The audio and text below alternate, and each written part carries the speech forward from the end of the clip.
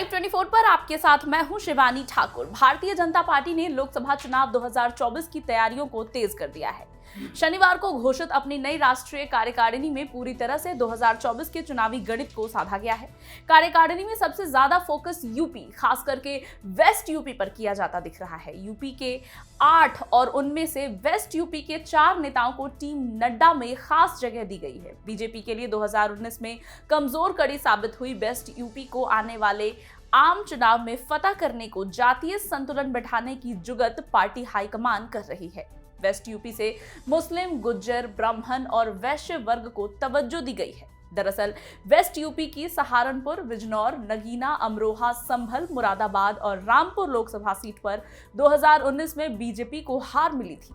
2024 में मिशन 80 के लिए अब कवायद की जा रही है और इस कवायद में पसमानदा मुसलमानों को साधने के लिए विशेष प्रयास किए जा रहे हैं। वेस्ट यूपी से सबसे चौंकाने वाला चेहरा मुस्लिम तारिक मंसूर का है। तारिक मंसूर वेस्ट यूपी के अलीगढ़ मुस्लिम विश्वविद्यालय के कुलपति रह चुके हैं। उन्होंने पीएम मोदी के काम की तारीफ कर अपना पद छोड़ दिया था। इसके बाद बीजेपी ने यूपी से इन्हें एमएलसी बना दिया। कुछ दिन बाद केंद्रीय कमेटी में उपाध्यक्ष बना दिया गया है।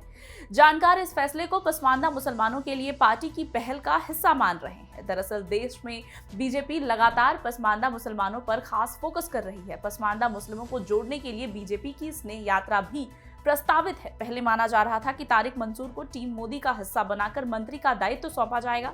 बीजेपी ने पुराने मुस्लिम चेहरे शाहनवाज हुसैन और मुख्तार अब्बास नकवी के साथ रहने के बावजूद तारिक मंसूर को ऐसे में तवज्जो दी है। और बीजेपी के निशाने पर गुज्जर वोट बैंक भी हैं और इसीलिए सुरेंद्र नागर के जरिए गुज्जर भी निशाने पर हैं। बीजेपी ने वेस्ट यूपी के गौतम बुद्ध और बुलंदशहर से कारीबारी राज्यसभा सांसद सुरेंद्र सिंह नागर को पदोन्नत करके राष्ट्रीय सचिव बनाया है। सुरेंद्र सिंह नागर अभी तक यूपी बीजेपी में उपाध्यक्ष रहे थे। इस कदम को बीजेपी के गुज्जर कार्ड के तौर पर देखा जा रहा है। दरअसल वेस्ट यूपी में खतौली विधानसभा उपचुनाव में गुर्जर वोट बीजेपी से छिटका था। निकाय चुनाव में भी नाराजगी दिखी। हाल ही में सहारनपुर में महाराजा मिहिर भोज को लेकर गुर्जरों और राजपूतों में टकराव भी सामने आया। सरकार की चुप्पी के कारण ये वर्ग नाराज चल रहा था। ऐसे में वेस्ट यूपी के गुजरात वोट बैंक को साधने के लिए सुरेंद्र सिंह नागर को आगे किया गया है। सुरेंद्र नागर देश भर में राष्ट्रीय सचिव के रूप में इस वर्ग को एकजुट करने का जिम्मा संभालेंगे। वेस्ट यूपी के गुर्जर बहुल क्षेत्र माना जाता है। नागर 2009 में बसपा से पहली बार सांसद बने थे। वो सपा से भी राज्यसभा सदस्य रहे हैं। नागर को कुछ महीनों बाद जम्मू कश्मीर में होने वाले पंचायती चुनाव में सक्रिय रखने का उम्मीद है। राजस्थान और मध्य प्रदेश में होने वाले विधानसभा चुनाव में गुर्जर वोटों को साधने का जिम्मा नागर को मिल सकता है। तीनों जगह गुर्जर काफी तादाद में है और वाजपेयी के जरिए ब्राह्मण पर भी बीजेपी की नजर है। दरअसल बीजेपी ने विशेष करके ऐसा समीकरण बनाया है ताकि हर जाति, हर समुदाय पर विशेष फोकस कर सके। खास करके वेस्ट यूपी में बीजेपी क्रांतिधरा मेरठ शहर से विधायक रहे मौजूदा राज्यसभा सांसद ब्राह्मण चेहरा लक्ष्मीकांत वाजपेयी को मई 2022 में राज्यसभा भेजने के बाद अब राष्ट्रीय उपाध्यक्ष बनाया है। वो बीजेपी के प्रदेशाध्यक्ष भी रह चुके हैं। वाजपेयी की झारखंड का प्रभारी भी बनाया गया था। राज्यसभा पार्टी का मुख्य सचेतक भी नियुक्त किया गया था। वाजपेयी के यूपी अध्यक्ष रहते भाजपा ने 2014 लोकसभा चुनाव में 73 सीटें जीती थी। वाजपेयी 14 साल की उम्र में जनसंघ से जुड़े हुए हैं और 1977 में जनता पार्टी के यूथ विंग का अध्यक्ष भी उन्हें बनाया गया था।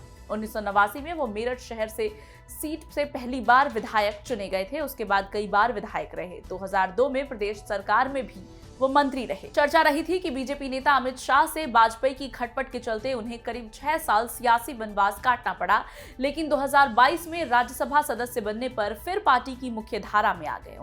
उनको यूपी में बड़ा ब्राह्मण चेहरा माना जाता है। वेस्ट यूपी में वो नाजुक हर सियासी रंग से वाकिफ है। माना जा रहा है कि कांग्रेस के यूपी में ब्राह्मणों को साधने की कोशिश के चलते वाजपेयी को नया टास्क सौंपा गया